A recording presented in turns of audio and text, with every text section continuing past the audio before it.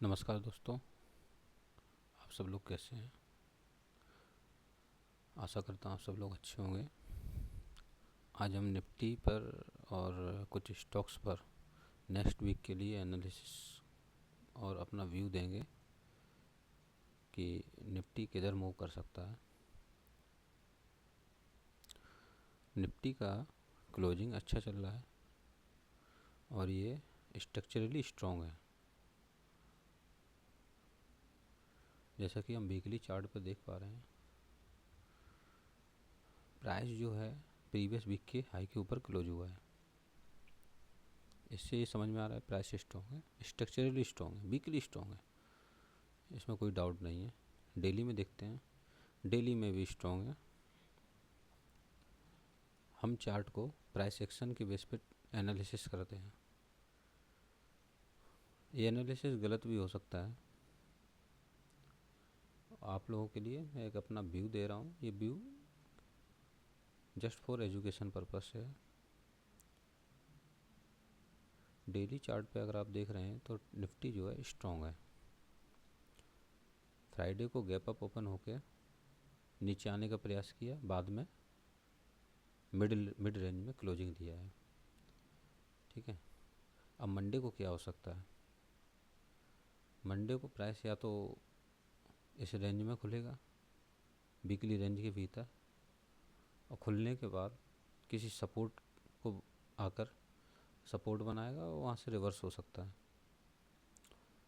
ठीक है, या फिर गैप अप खुल सकता है, या फिर फ्राइडे के लो के नीचे खुल सकता है। अगर फ्राइडे के लो के नीचे खुलेगा तो स्ट्रक्चरली वीक हो सकता है प्राइस।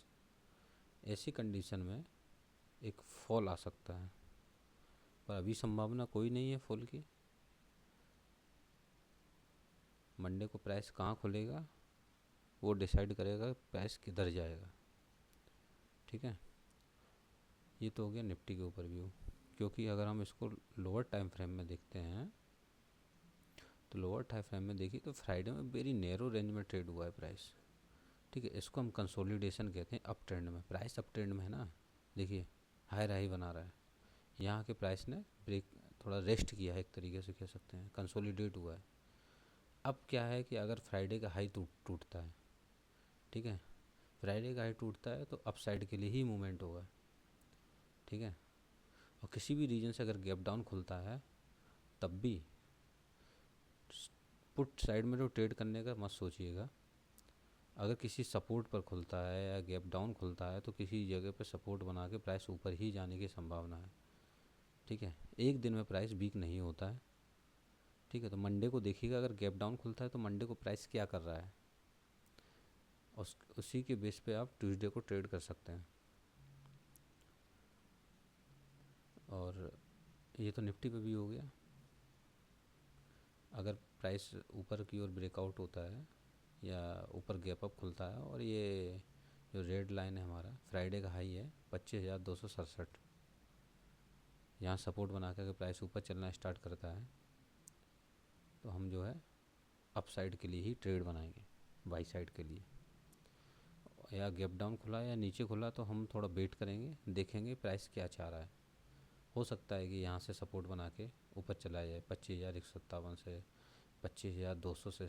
ये सब सपोर्ट लेवल है, यहाँ से सपोर्ट बना के ऊपर जा सकता है या इसी रेंज में ट्रेड हो सकता है और एक दो दिन कंसोलिडेट हो सकता है। ठीक है, और उसके बाद किधर ब्रेक करेगा उसके हिसाब से उसको ट्रेड करना है। फ़िलहाल अभी सेलिंग का कोई व्यू नहीं है निफ्टी पर। फर्स्ट थिंग हम आज रिलायंस पे एनालिसिस करेंगे। रिलायंस में अगले हफ्ते क्या हो सकता है। देखिए रिलायंस जो है निफ्टी का एक बड़ा स्टॉक है, हाई वेटेज स्टॉक है। तो रिलायंस देखिए डेली टाइम फ्रेम में जो है स्ट्रक्चरली स्ट्रॉन्ग हो रहा है। ठीक है, डेली टाइम फ्रेम में स्ट्रॉन्ग हो रहा है, तो रिलायंस को भी सेल करना सही नहीं है। ये आया है नीचे, बाइंग के लिए आया है, किसी सपोर्ट से इसमें बाइंग आ सकती है। ठीक है, क्यों? क्योंकि इसका जो सेक्टर है ना एनर्जी, ये भी स्ट्रक्चरली स्ट्रॉन्ग है। गैप अप खुला है, गैप अप खुल के एक सपोर्ट पर आया है, इस सपोर्ट से ऊपर जा सकता है।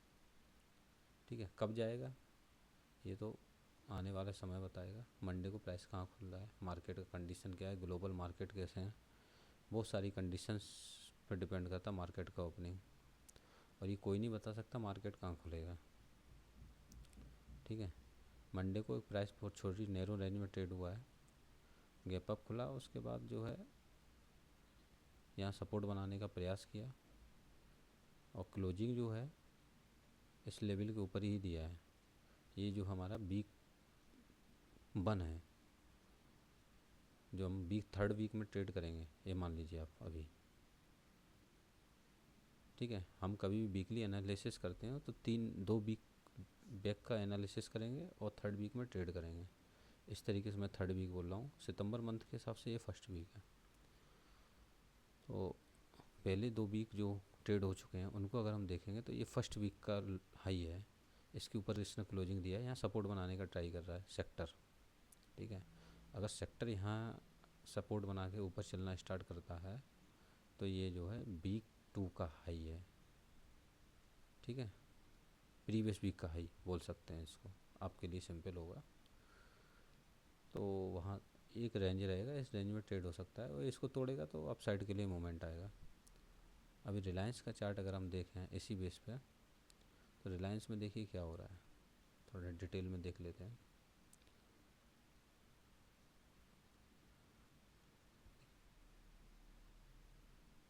देखिए वनडे में तो स्ट्रॉन्ग है, वीकली में कैसा है पता चल जाएगा। वीकली में भी स्ट्रॉन्ग है, इसको स्ट्रॉन्ग ही बोलेंगे। ये ऊपर जाने के लिए रेडी हो रहा है, फिर से जाएगा कि नहीं जाएगा वो आने वाले दिनों में पता चलेगा। अभी मंडे को प्राइस अगर यहाँ किसी रेंज में खुलता है तो किसी सपोर्ट से इसको बाइंग के लिए देखेंगे, ठीक है। सेलिंग के लिए तो सोचना नहीं है अभी मार्केट में, क्योंकि निफ्टी स्ट्रॉन्ग है तो कोई स्टॉक तो सेलिंग के लिए देखना सही नहीं है, आपका एसेलेट हो जाएगा, 110% संभावना है। अभी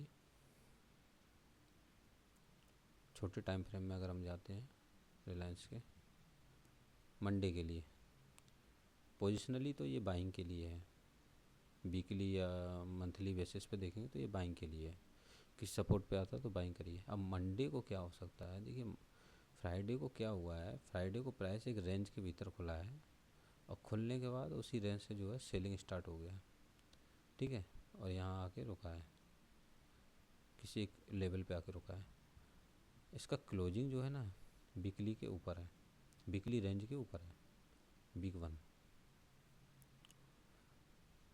ठीक है। अब मंडे को प्राइस अगर 3,080 और 3,056 या 3,046, ठीक है, इसके भीतर कहीं खुलता है तो प्राइस जो है अगर खुलने के बाद अगर ऊपर चलना स्टार्ट करता है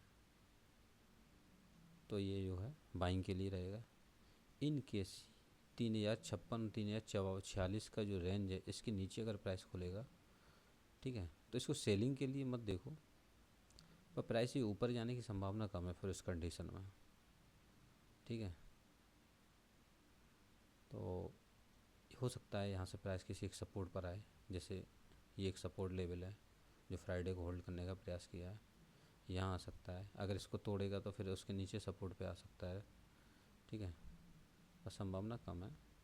यहाँ तक आता है तो यहाँ से जो है फिर से बाउंस करना स्टार्ट कर सकता है और सेकंड हाफ में एक मूवमेंट आ सकता है, अगर फर्स्ट हाफ में नहीं आया तो, ठीक है। फर्स्ट हाफ में प्लानिंग करेगा किधर जाना है मार्केट को मंडे को, ठीक है। तो ये तो मेरा एक एनालिसिस था मंडे के लिए, प्राइस कहाँ खुलेगा उसके हिसाब से उसको देखना है। Thank you.